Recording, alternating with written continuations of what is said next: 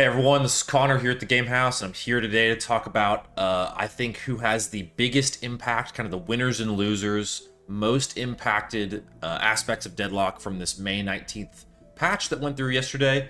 As you can see, it's on the forums here. Yoshi posted, and this is a massive patch to come through, especially one that has not really gotten any. There's nothing in the game about it, nothing on Steam about it, so this is a huge patch to kind of secretly roll out. But it does make sense. It is a kind of a follow-up patch to the larger major shop update, and this one really clearly addresses where the meta was, very directly nerfing some items that were very good, some aspects of the game that were very good, and some heroes that were very good. So I want to talk through this as clearly as possible. I'll try not to just sit here and read the notes, because as you can see, there are a lot of them, and I don't want to just sit here and do that. So I've already looked through this, and I want to hopefully be able to give you all a bit of a succinct look at what I'm just going to call the top 5 kind of most impacted elements of the game from this patch. So I think the first place we need to start is probably, these general and map changes are interesting. I think there will be impact from them, not necessarily enough where I really want to talk about it in depth here. But just, again, check out the map, check out these things. They are going to make changes to the game. I really want to start with these heroes.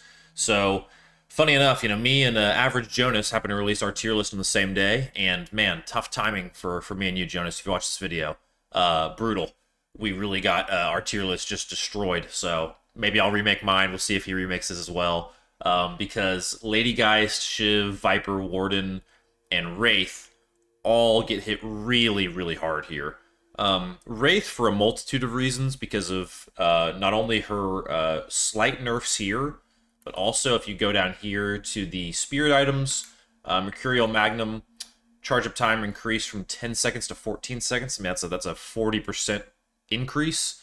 That is the linchpin for a lot of her kit being good, and a lot of other characters being good right now as well. So Mercurial Magnum users should feel a little bit of a harder time getting quite as much value out of that item. I still think it's going to be pretty good. I mean, just as an item in general, it just feels very, very strong. But in general, that's going to affect Wraith even more. Warden's ult build is hurt a little bit here. Last Stand Tier 2 reduced from 60 FPS from 70. Last Stand Spirit Power scaling increased, though, just by a minor percentage, so it should still help Warden to at least do some damage. I don't think Warden's as badly hurt here. Viper, bullet damage growth reduced from 0.33 to 0.28, somewhat minor, minus critical bonus scaling, kind of like Kelvin, 20%, and a health boon reduced from 64 to 53. That one doesn't move the needle as much for me as well. I do think Shiv is hurt pretty bad, though. Move speed reduced from 7 to 6.8.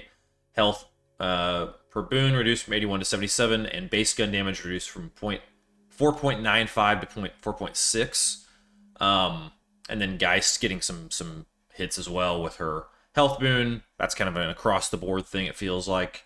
Essence Bomb's going to deal a little bit more damage to her, and Life Drain's got a little bit shorter of a cast. So I don't think they were trying to go too hard on the heroes here, honestly. So I think that, yes, these heroes are nerfed, but I do think relative to some of the other changes we're going to look at, that's maybe a slightly smaller impact, because the focus of this update is obviously on the items. I mean, you can just kind of see it here. This is where developers wanted to put the most time and effort, and that makes sense.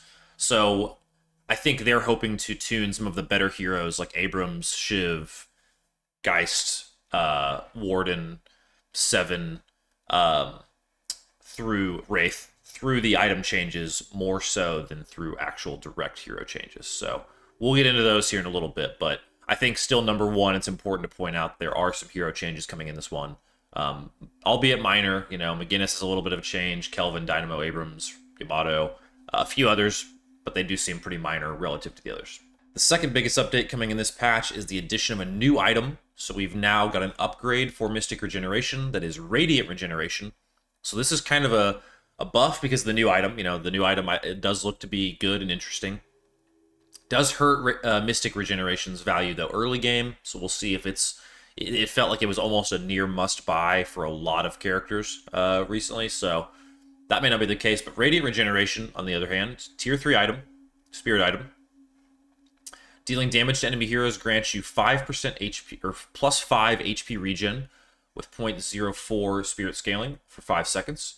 On ability cast, heals you for 100 and provides plus 2 move speed for 3 seconds, cooldown 6 seconds. That does seem pretty good for a lot of builds. I can think of a lot of heroes that would benefit from that. Think about Warden, chasing people down with the move speed and the health. Spamming abilities, getting that every 6 seconds should be very good. Viscus could benefit from this. Kelvin, Calico, there's a lot of chase heroes that should benefit from the move speed and the health. And the HP regen is just going to be a nice kind of, you know, background thing. I think with this being a new item, we're going to see a lot of people running Radiant Regeneration on heroes throughout the game. I still think Mystic Regen is a decent enough item in the early game, especially if you're running more of a gun build, but you just kind of need a spirit item to kind of, you know, just fill that void, get some passive spirit power to start the game for spending that 800. I still think it's good for that. But this one we'll have to wait and see. This is pure theory craft. I have not played a game with this item yet. I actually played a game late last night after the patch had already rolled out, and some of the things I noticed, some of them I didn't. I did not see many people running this game, I think because people weren't aware that the patch was even out, potentially. So in any case, I do think this is going to be something that people have to keep an eye on. This is a massive, massive new item, and I think will be very good, especially on a few particular heroes. Right, number 3 most impacted thing in the Deadlock May 19th update, I think, is healing in general. So there have been so many changes to a lot of the healing items here. What was good may now not be so good, and I think there are some healing items that people haven't been buying that will now get bought more and more and more. So let's kind of look at a few of these. Restorative Shot gets a boon, gets a buff. Weapon damage increased, cooldown reduced. So that's at least for like an early sustain kind of healing item. That could be a little bit better early game. Nothing else here in the gun area, I don't think. You know, Cultist Sacrifice is one that we'll talk about a little bit later, but that does give you a little bit more more value now that it does not expire on death. But in general, we're probably not going to get a lot from the gun section. On Vitality, though, Healing Booster reduced down from 25% to 20%, so that's a big hit. Healing Nova reduced from 300 to 260, but does scale a little bit more with Spirit Power now, so if you're doing like a kind of like spirit healing hybrid build, Healing Nova might not be so effective, but if you're just going pure tank, it is going to feel, I think, a little bit worse in general. Restorative Locket gets a little bit better, so the charge up time, or the charge up range is reduced, so you have to be a little bit closer to get this, but heal spirit scaling reduced from 0.23 to 0.17. Is that actually a nerf? Wow, I completely misread that earlier. Anyway, so Restorative Locket just straight up gets nerfed. Okay, so healing, this makes sense because I was feeling like healing is just getting a nerf in general, and so that fits, honestly. Yeah, Life Strike, healing reduced from 60% to 50%. Rescue Beam, healing reduced from 25% to 20%. Let's see, Cheat Death gets a little bit of a buff. Healing Tempo, healing effectiveness reduced from 30% to 25%. Fuser gets a nerf, that's essentially a healing item. And that's a lot of the main ones, but I guess I'm forgetting one major thing, and that's that Boundless Spirit now no longer heals. So, and I may have missed some in here, honestly, it feels like I did, but in general, I think the aim of this patch, in part, is to certainly change the way healing has worked in the game. I mean, I've had some pretty wicked games as far as healing stats have gone. You know, you have like the McGinnis healing numbers. A lot of the Geist healing games can get pretty out of hand. I think that was a little bit of an overcorrection from the devs. Like, they wanted fights to last a little bit longer, so you provide more sustain, make healing much stronger in general, kind of give that support class an opportunity to breathe. However, I think it went a little bit too far, so I think now they're peeling that back a bit. Should see fights go maybe a little bit faster, a little bit less just pure healing in those fights. So maybe that makes resistances a little bit stronger, bullet and spirit resistances, just to kind of prevent damage from being taken. If you can't heal it back as fast, you need to prevent the damage. So that'll be one to keep an eye on. But yeah, healing is just majorly changed. A lot of your builds that have a lot of these heal items just kind of thrown in because of the value they provided. Maybe you take another look at adding those in. I still think a lot of them are going to be pretty good. You know, healing booster and healing tempo still feel like very good items. However, like, you know, now no longer being able to use Boundless Spirit to heal, there's a few interactions that are no longer going to be the case, so just keep an eye on healing in this update. All right, number 4, and I talked about this a little bit earlier, but I feel like we have to talk about Mercurial Magnum in general.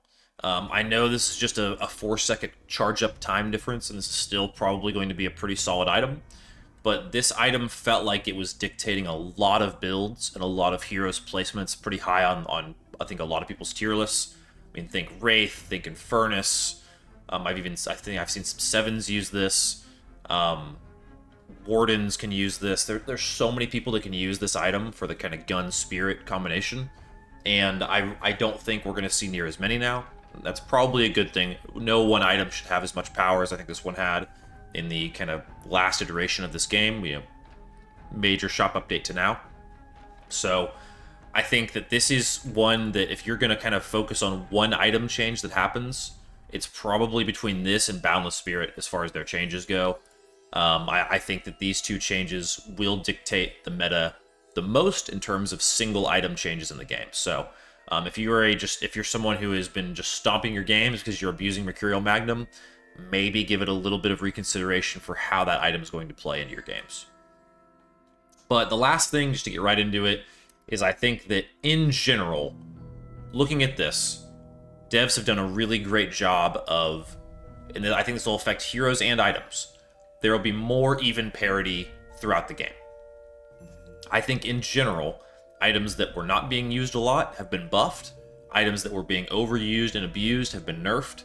Same for heroes. And I think the item changes are going to affect the heroes that were dominant. So I think this actually will provide a pretty significant shakeup. Maybe not in the meta, but at least in the way builds are crafted. So I feel like a lot of people, not that they got lazy, but they just found the most clearly strong items right away, and every build kind of featured the same few things, it felt like. You know, for spirit builds, it was Boundless Spirit, Spirit Burn, Mercurial Magnum. Gun builds, I feel like we saw a lot of Ricochet, a lot of Tesla bullets, Titanic Magazine, things like that.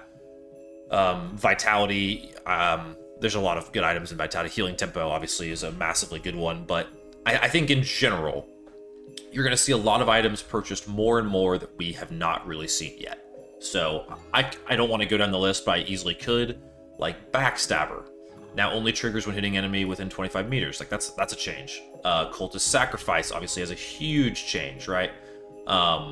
Big bump to, like, Escalating Resilience, an item that I feel like I was not looking at all until now.